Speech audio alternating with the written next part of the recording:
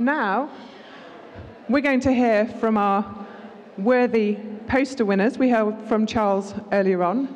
Now we're going to hear from Roman, from Vicky, and from Michelle. And this is Second Life, for anyone who didn't have the chance to see it yesterday. We've had people in Second Life taking part in the conference. It's not too crowded at the moment, but there might be some more people later on. There's been about 15 people in Second Life who've been joining us online, so that's great. And I know some of those are from across the Atlantic, some are from Cardiff, so it's a nice spread. And so now I'm going to hand you over to Roman. That's his poster. And if anyone wants to have a look at the posters afterwards, they are up, as you can see, in Second Life. Most of them, not all of them. So you can go and see them in there. And we're also hoping to get them up onto a more standard website in the next few weeks as well, for those who don't have access to Second Life. So now I shall hand you over to Roman. Congratulations, Roman. Tell us about your work.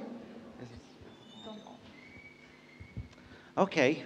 Thank you for voting for this poster. I'm very excited to present this work to all of you. And the title is a little bit provocative. It's The Dark Side of Knowledge Brokering. And yesterday after dinner, someone approached me and said, do you know that in England, the dark side has negative connotations? So be very careful. So the disclaimer, I'm not British. I'm an adopted person from the Russian-speaking world, so I don't know really about connotations. That's why don't take me seriously. The first slide, please. So knowledge brokers are everywhere. You can see that they can be found in universities, healthcare, all sorts of things. They occupy peripheral boundary positions. They are in between. And very often they're supposed to be used for translating research evidence and practice, promoting interaction, and developing capacity, developing learning. Second slide, please. Very often, what we focus on is about bridging the gap between knowing and doing. And I think most of you will know the work of Jonathan Lomas, who says that knowledge brokering are very important. That's one of the missing pieces that actually can bridge the gap between research and practice and healthcare. Next, please. Traditionally, following Jonathan Lomas and his pioneering work, most people focus on the positive, good, bright side of knowledge brokering, because knowledge brokers are supposed to bridge the boundaries, facilitate interaction, do all sorts of things. Well, positive thinking is great, but as a Russian person, I always question that. My approach is at the bottom of the slide. I think that we need to listen to all available evidence, even if it's not as positive as we want it to be. Next, please. Okay, so my favorite bit, the dark side. Actually, I was looking forward to the eclipse in Manchester, but the cloud was just above the place where I was at 9:32 a.m., so I didn't see the sun, the crescent.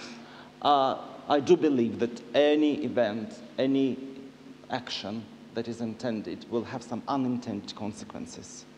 And it's very important to understand the dark side, the negative side of things, to be better at promoting their bright side. And I think it's very important to realize that there is more and more research that actually mentions the less positive effects of knowledge brokering. It's time now to actually revise it, look at it systematically, and learn from it, rather than just ignore it and say, knowledge brokers are a panacea, they solve all problems. Next, please. So I will be talking about 3 types of tensions, which I believe summarize the dark side of knowledge brokering.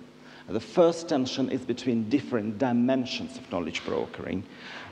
This is based on Vicky Ward's work in healthcare. She was the first, I think, to introduce this framework into health services research. And we know that knowledge brokers are expected very often to do several things which are very different. One of them is to manage explicit knowledge, which is often in the form of guidelines, in the form of tools and other knowledge management techniques, where basically knowledge is supplied to practitioners, and then the practitioners are supposed to do whatever they fancy with it.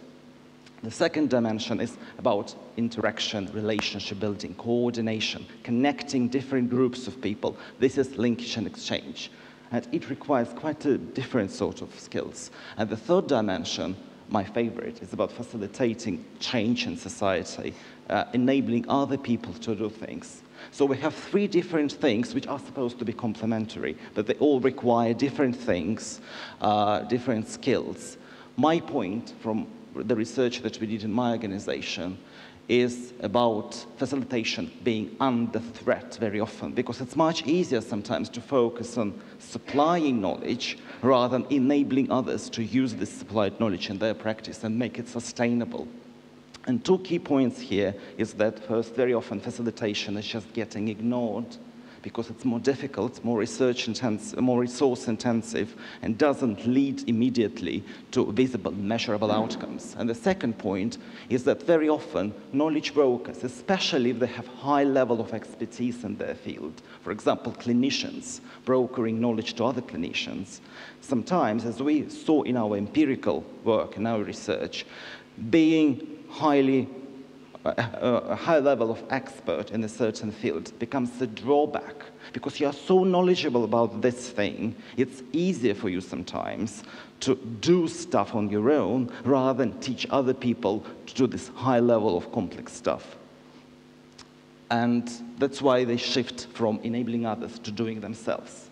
The objectives can be met then, but the question is, has actually knowledge been brokered? And I'm afraid that sometimes we don't have knowledge brokering, we have knowledge breaking, where some easier facets of knowledge, some explicit sides of knowledge are taken forward, and the deeper tacit dimensions are just ignored. Next, please. Now, the second tension is about different types of knowledge.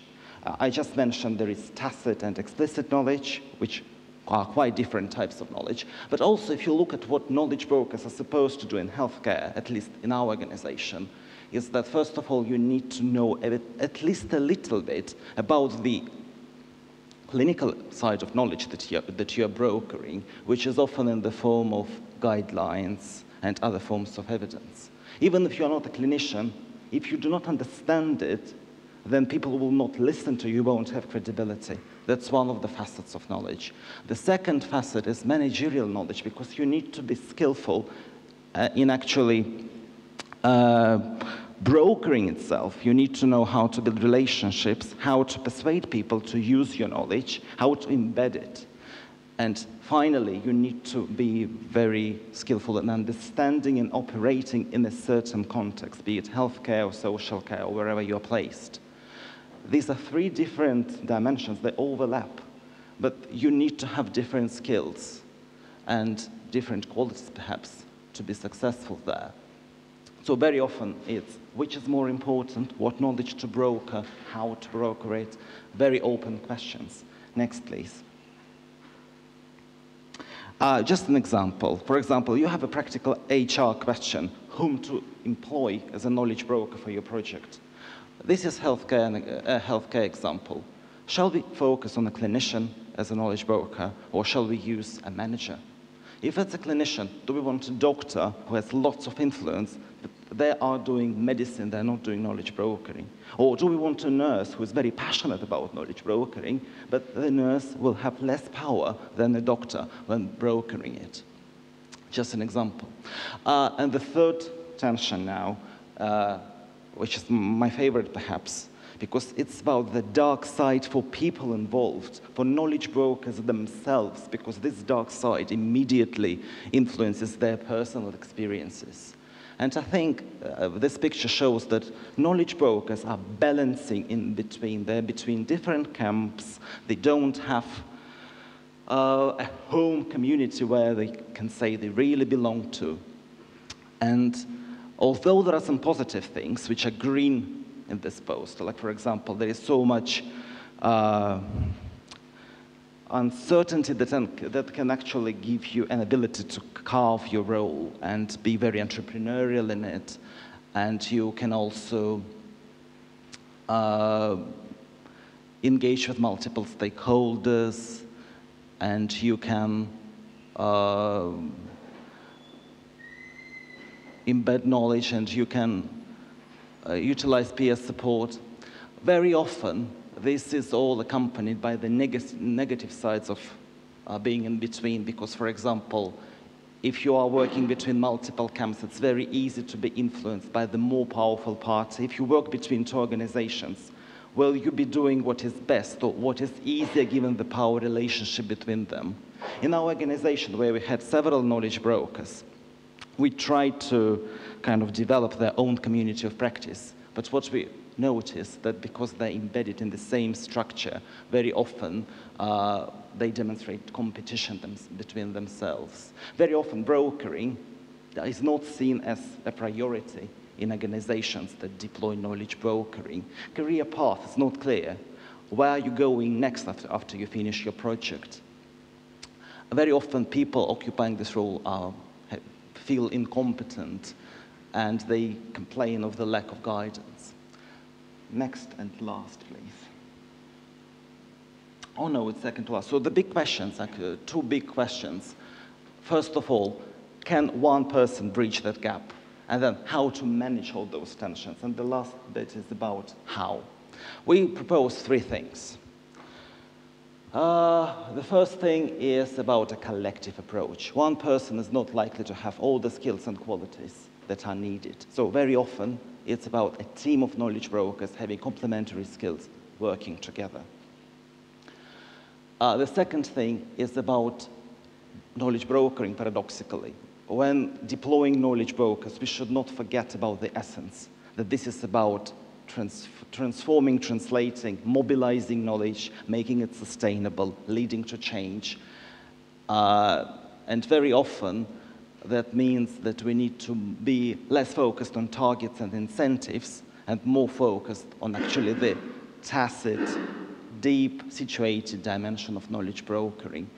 One of the possibilities here is, in addition to deploying people in a formalized role, as a formalized knowledge broker, you need people who are not recognized as knowledge brokers, but are playing this role informally in their own context. So building networks, involving those people who have a main job, like an occupational therapist, a nurse, or whoever, but they are playing this role of a bridge between people anyway. And the third thing is a kind of a tip for organizations. As soon as you're interested in knowledge brokering and you deploy them, it's very important to provide adequate support. It's not just paying lip service to the idea, okay, we just have several people fulfilling this role. It's about making sure that they have an opportunity to develop, they have rewards, they can be promoted, and that actually knowledge brokering is seen in an organization as an important core capability and not something peripheral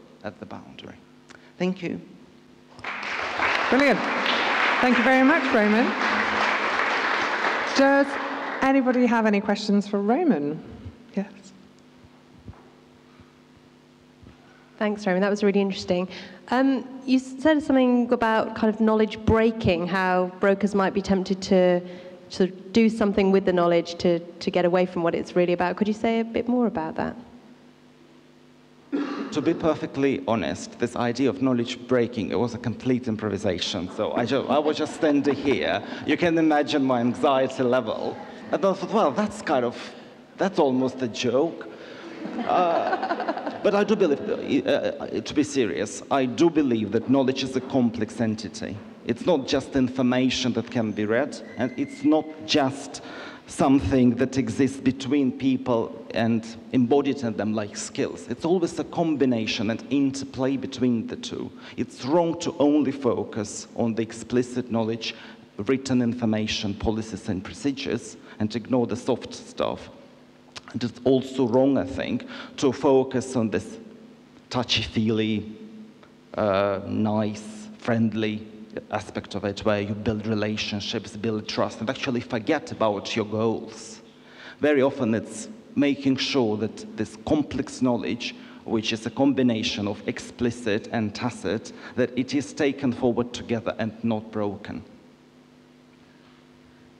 Okay, anyone else? We've got time for one more.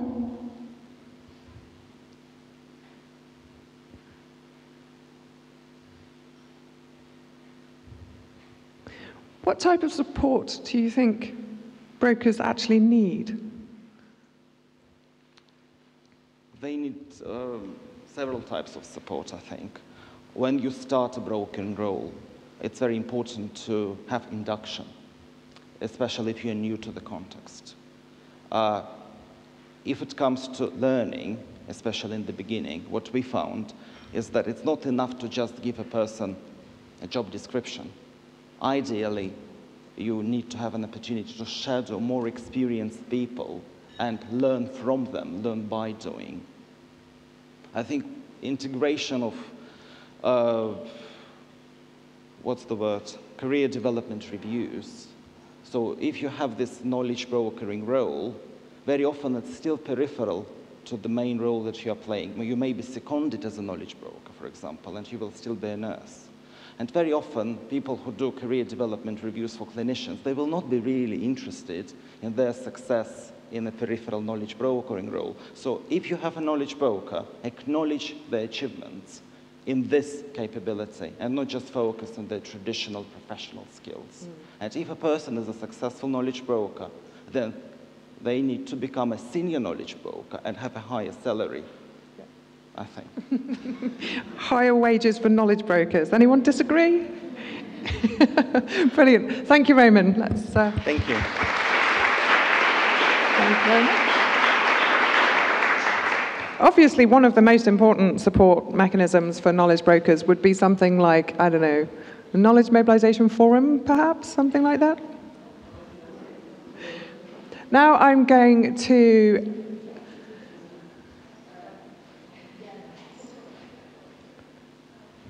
hand you over to Vicky. Congratulations, Vicky, for winning your group. Thank you very much. Good morning, everybody. Is it still the morning or is it the afternoon now?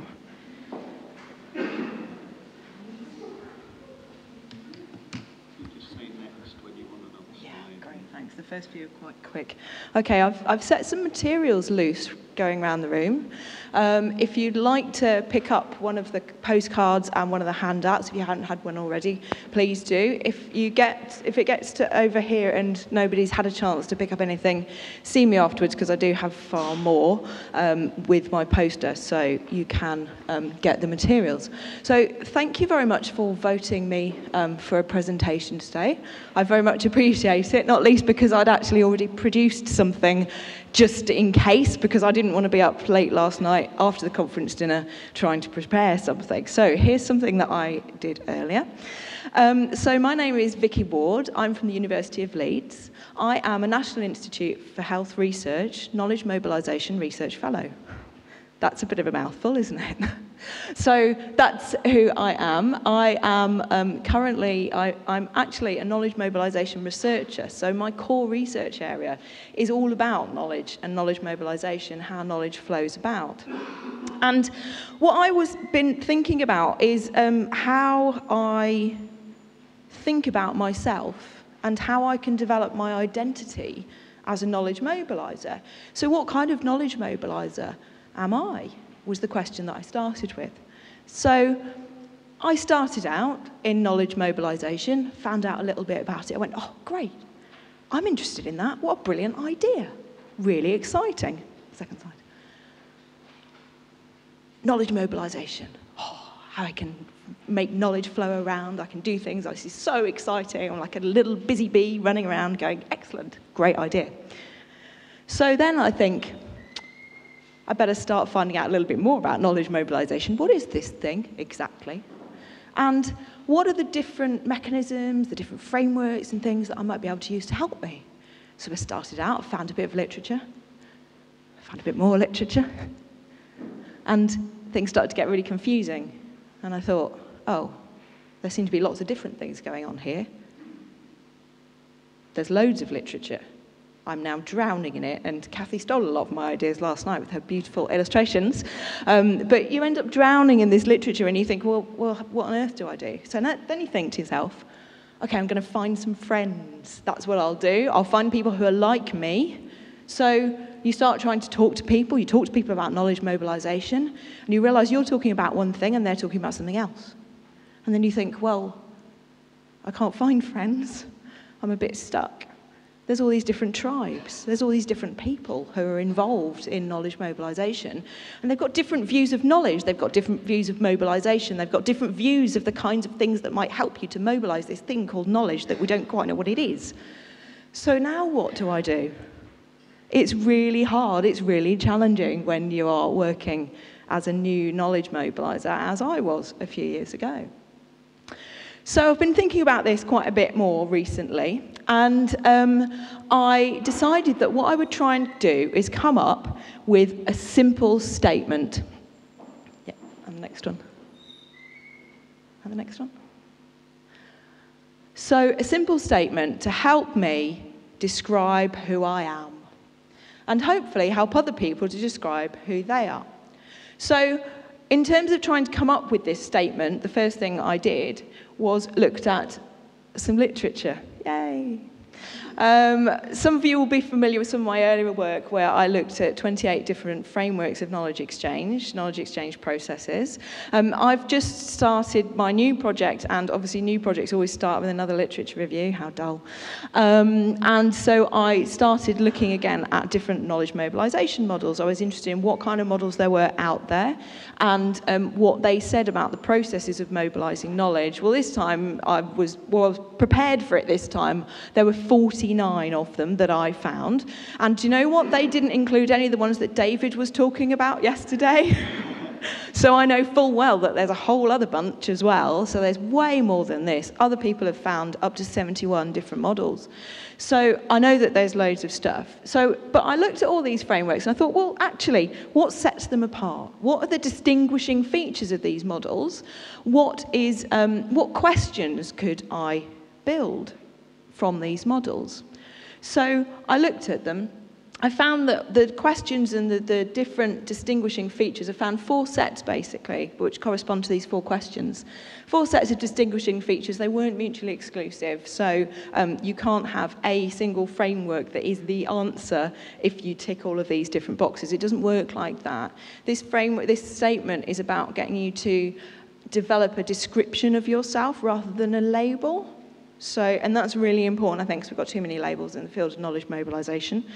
So it's about a description. It's about describing what you are and what it is that you do. So there's 4 questions.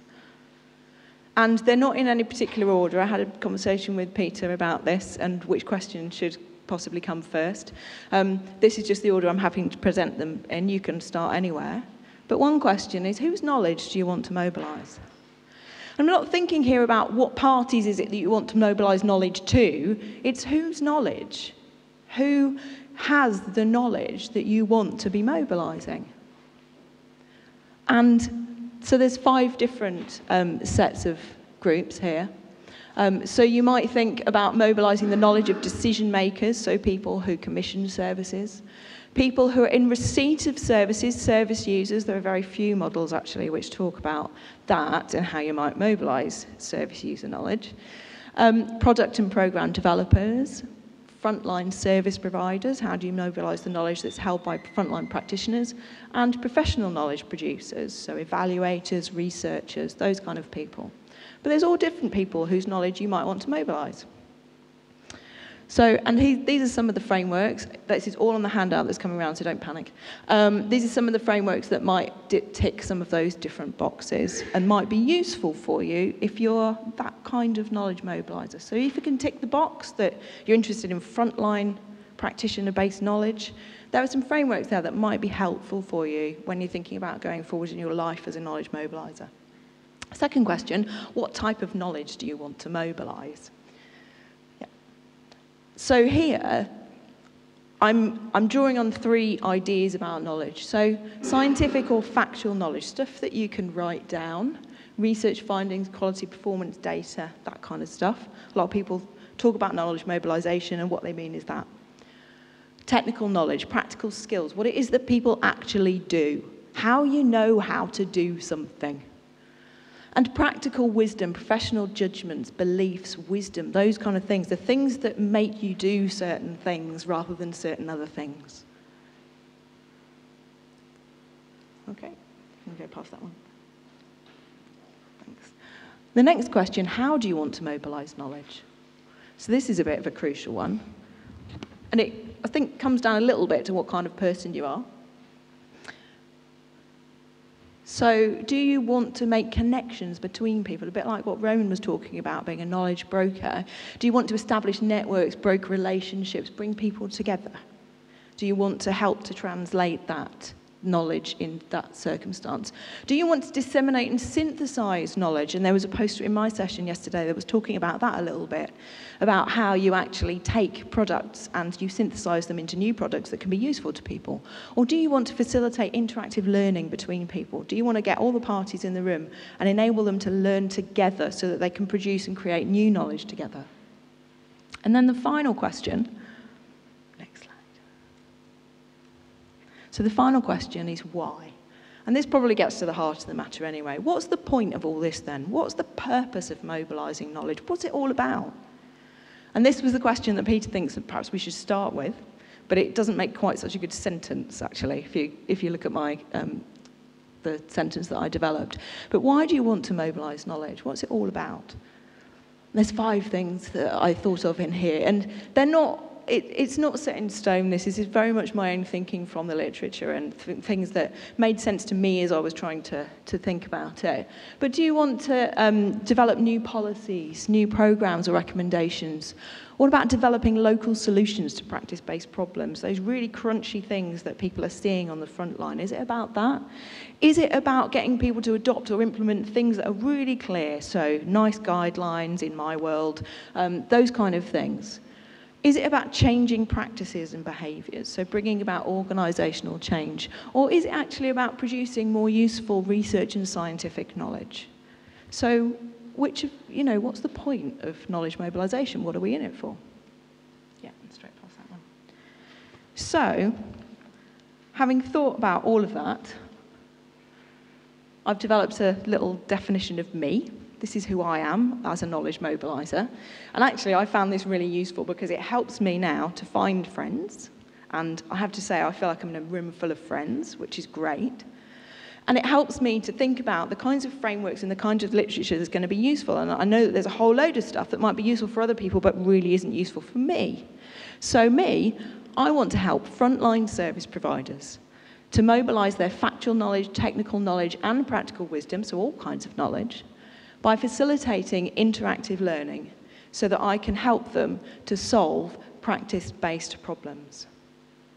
So you've got some postcards that have come round, which will give you an opportunity to write down what kind of knowledge mobiliser you are, using some of those questions.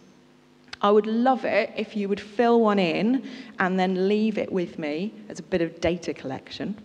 I've got, I think if you go, yeah, I've got a blog on WordPress, kmbresearcher.wordpress.com. I'm going to be blogging about what kind of knowledge mobiliser you are in the next post, and I'd love to have some data that I might be able to use there. And if some of you haven't already seen me on Twitter, I am on Twitter as well, and I've been tweeting from today, and I would love to keep in touch with you and to continue conversations with you about this thing called knowledge mobilisation. Thank you. Fantastic.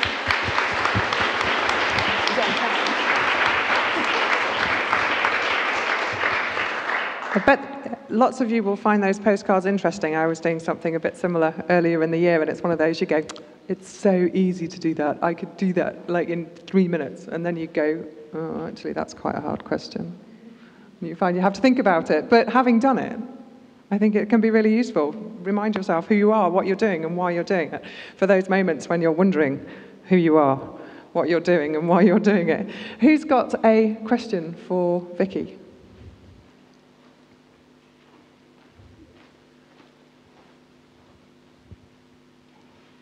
Yeah. I don't have a question, but I just wanted to fill in this gap because nobody else wants to say anything, and they wanted to say that it's a brilliant presentation, they really liked it, and unfortunately there is no other way to vote for it, but it's just brilliant. Thank you. Thank you. Thank you.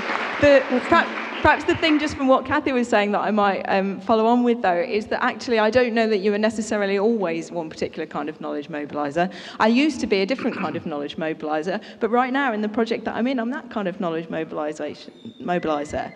And I just think it's helpful to have a description that you can use rather than a label. So, but my description will probably change over time. Thank you, Vicky. That was terrific. On the point that you just said, how can we avoid turning the descriptions into labels? Because I think that the labels sometimes, right, because we run these multiple fluid identities depending on who we're working with, and if we use them as descriptions, they're useful, but sometimes if they become labels, then we get stuck with that, and it ossifies. Do you know what I think would be really useful?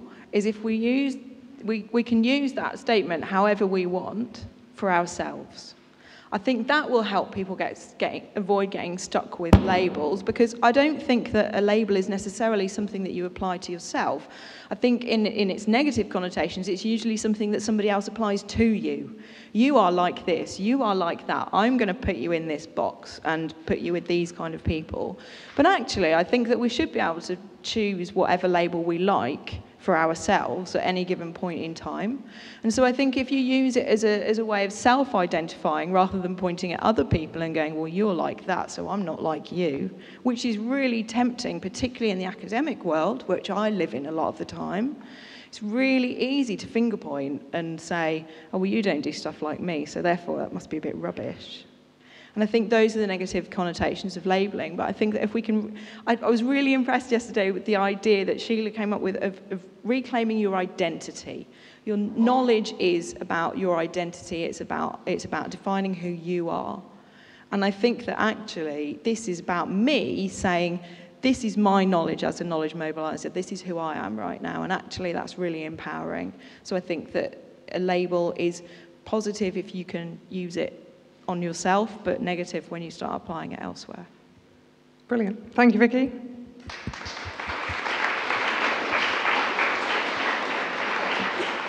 So now we've got Michelle.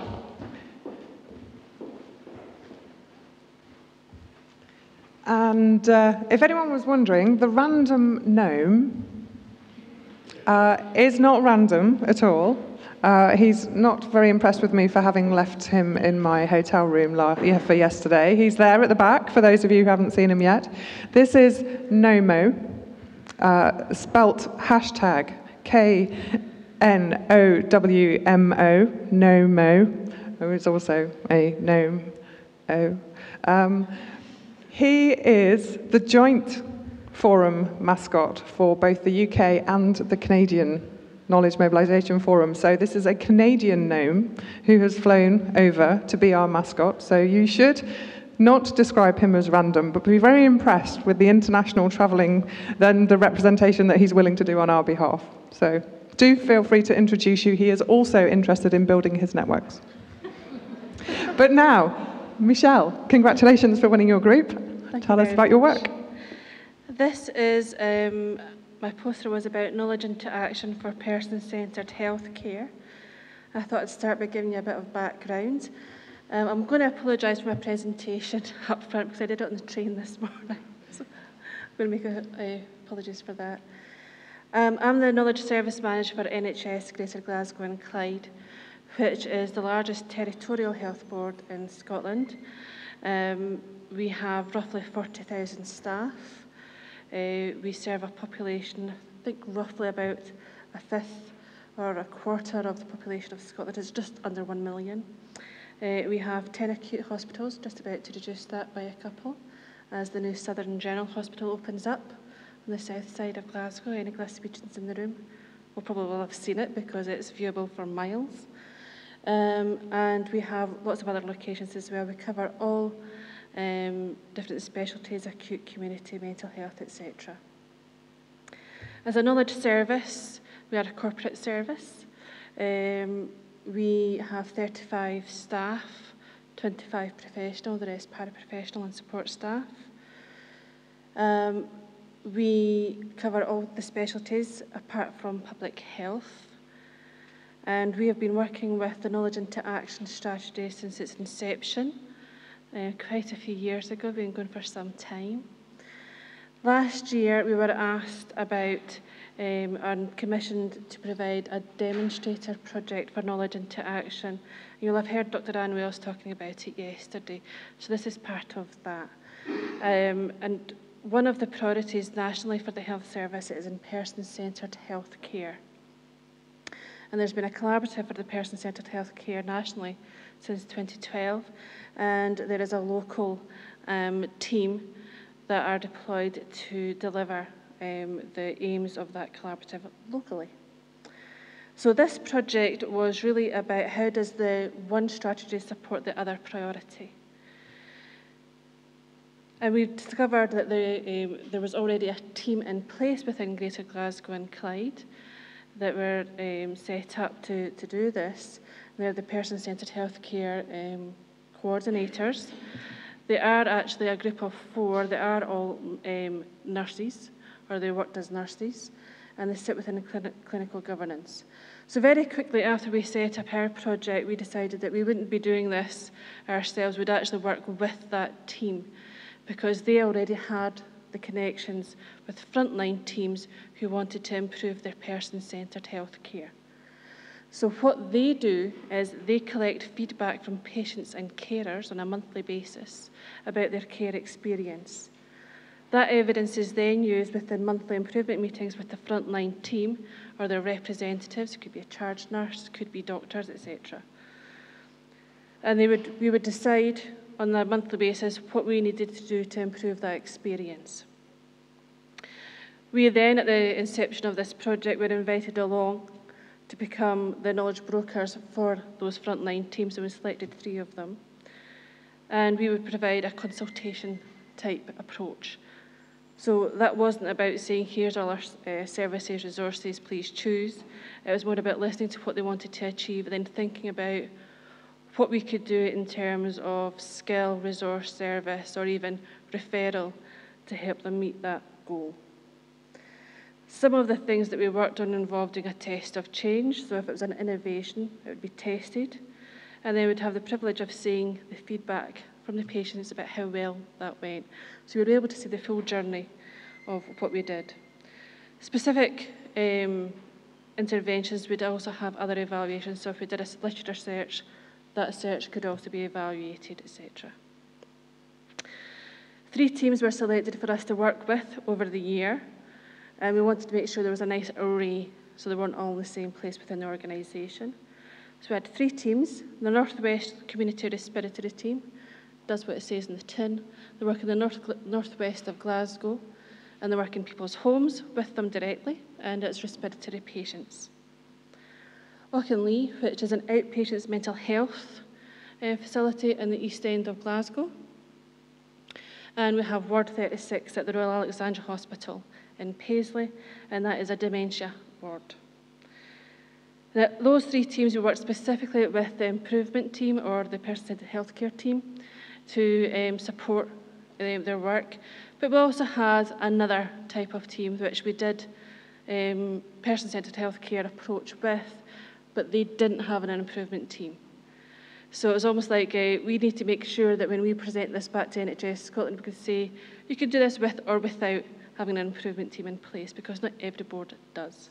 So we also did a piece of work with the Physical Health for Mental Health group, and specifically something called ESTEAM, which was about physical health for mental health for young people.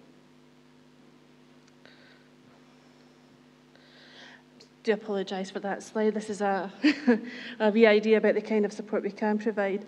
Now, the knowledge brokers weren't going in completely devoid of any ideas. Apart from anything else, they had to describe to the people that they were in the room with about what it was they did, so they could generate ideas about what they can do. And we centred around these kind of what we call the 4 pillars. So it could be search and synthesis. Again, I don't need to tell you what that is. Actionable knowledge, about creating social use of knowledge, and organisational capacity. There are some things that they did that actually was quite hard to fit into one of those. But generally speaking, we were able to do that. So like I said, we attended the monthly meetings. All interventions were logged. And that was principally so I could do an evaluation at the end. But also, so when we met regularly using WebEx, we could support one another, so they could describe what they were doing, and we could support one another in terms of thinking about how it might be achieved and what other things could be done. I also met quite regular with the person-centred healthcare lead to talk about how we did manage the entire project, but also what came next. I've just got a few pictures of some examples. So that is a Stuart healthcare support worker using one of the DELs we bought for the team to show a patient how to use his inhaler properly. That isn't actually a patient, that's a doctor standing in for a patient. You can't take pictures of patients. But that's the kind of thing they use the DELs for out in the community, rather than describing something or saying, when I get back to the hospital, I'm going to order something for you, or I'm going to look something up for you. They just do it there and then in the patient's home. Did some asset mapping with mental health patients and staff about what was available in the East End of Glasgow to support their health and well-being. We did searches to improve things like lifting protected meal times in the dementia ward, so families can stay bonded together and have meal times together, and also make sure that there was one-to-one care for their loved ones while they were in hospital as well. And at the right-hand side, there's some feedback there from the patients about how well that was received. For esteem and the physical health, we also worked with the clinical staff to work with them to produce a current awareness bulletin, which was then delivered by MailChimp, so that was a departure for us.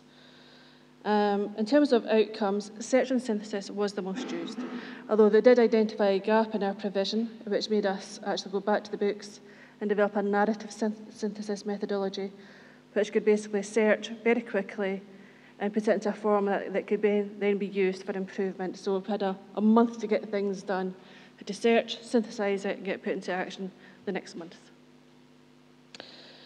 Actionable knowledge is a bit more difficult to do sometimes, but there's actually already a form of that in place, especially within the dementia ward. It's what matters to me, which is simply a blank writable space above the bed of the patient, and the carers could then, the family members could then actually identify, this is what matters to my mum.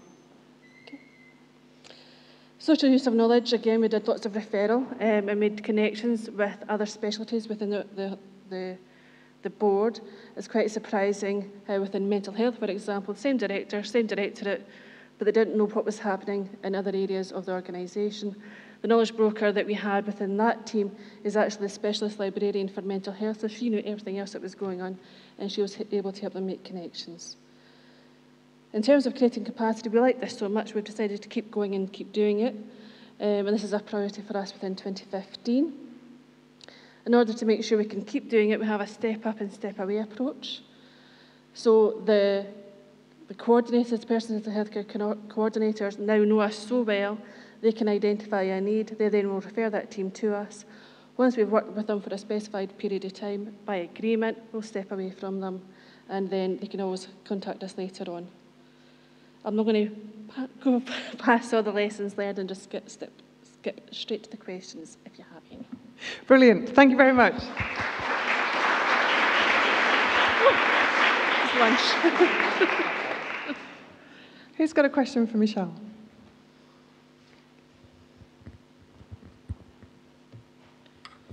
Thanks. Thanks, Michelle. Very impressive from the train.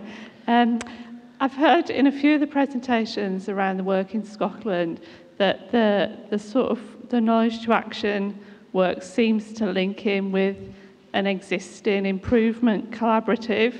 Can you sort of say a little bit how that works? Because presumably that the improvement collaborative has its own methodology anyway.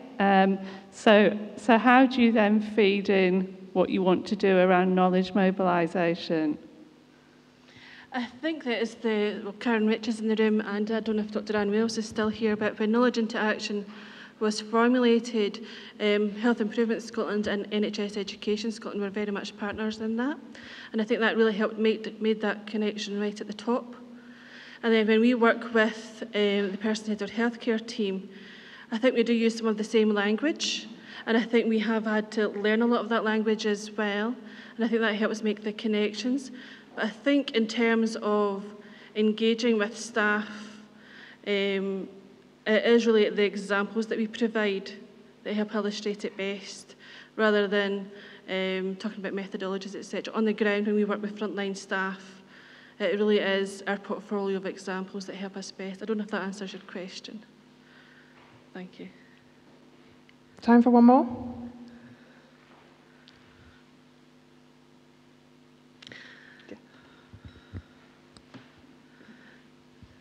Hello, Jill. Hi, Michelle. I know quite a lot of your staff and stuff in the libraries, and I just wondered, how have you empowered them and guided them to this such a changed role really now for them? Again, it's through example, because yes, the knowledge brokers that we've used were ones that I thought were particularly involved in that subject area. And it's actually through their experience that it's really caught the imagination of the rest of the team, because they really become involved and engaged with the frontline teams that they're supporting. And because it's been the same one all the way through, it's really helped build that relationship. And they like seeing the entire journey of what they do, because quite often, when we do work, we send it to the person that asked for it and we never hear from it again. Whereas this, you get to see where it's come from and where it's going. So we've always said what we do is for patient care, but here you actually get to know the names of the patients and who it's for. And I think that really helps to engage the staff. And that in turn makes it clear about why we had to make organisational change to create capacity. So it wasn't just done for the sake of it, it was like, this is our purpose and here's how we can do it. And it's very engaging and rewarding. Brilliant. Thank you very much. And thank you to Michelle and to all of the other poster presenters. And of course, thank you to everyone who brought their poster. We cannot have a winner if there is no posters from which to choose. So thank you everybody for your contributions. This forum is as much about you guys as it is about any of us who get to pontificate down the microphone, and we couldn't do it without you. So I'm looking forward to seeing what we receive next year.